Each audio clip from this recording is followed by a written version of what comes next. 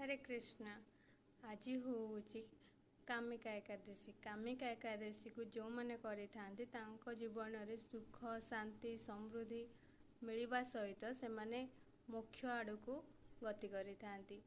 आज्ञा हाँ, कामिका एकादशी किए आउ केबे करथिले आसंतु जानिबा। आग जुगरे जड़े राजा थिले, तांको नाम होउची महजित राजा। से तांको जीवन में राज्य प्रजा धन संपत्ति शासन सबू पाइथिले, किंतु तांको जीवन में सुख नथिला, शांति नथिला। काहेकि ना से जड़े महर्षि द्वारा श्रापित होइथिले कि से कर्मबंधन रे बांधी होई रहिबे। सेतिलागी तांको पाखरे समस्त सुख थाई कि भी मध्य से जीवन में अशांति रोते। जमीक कि आजिकालीर जीवन, आजिकालीर लोक मान पाखरे सबू अच्छी, पैसा अच्छी, फोन अच्छी, फैमिली अच्छी, सबू अच्छी, किंतु फिर भी से माने सुखी न थांती। काहेकि ना से माने कर्मबंधन रे बांधी होई थांती।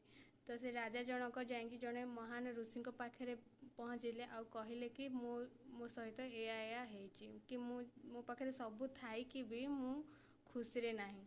तो से ऋषि जनक तांको कहले कि श्रावण मासर जो एकादशी तिथि आसुची कामिका एकादशी, से एकादशी तिथि को पालन करंतु आ जीवन में खुशी रे रुहंतु, शांति रे रुहंतु।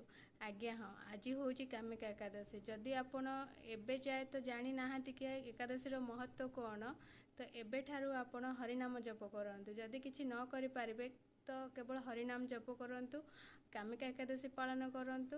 आ ट्राए करंतु कि नेक्स्ट जब एकादशी आसुची ताकू भक्तिर सहित पालन करबा पई, आ जीवन में सुख शांति समृद्धि आनिबा पई, आ भगवान कृपा लाभ करबा पई। हरे कृष्णा, हरि बोल।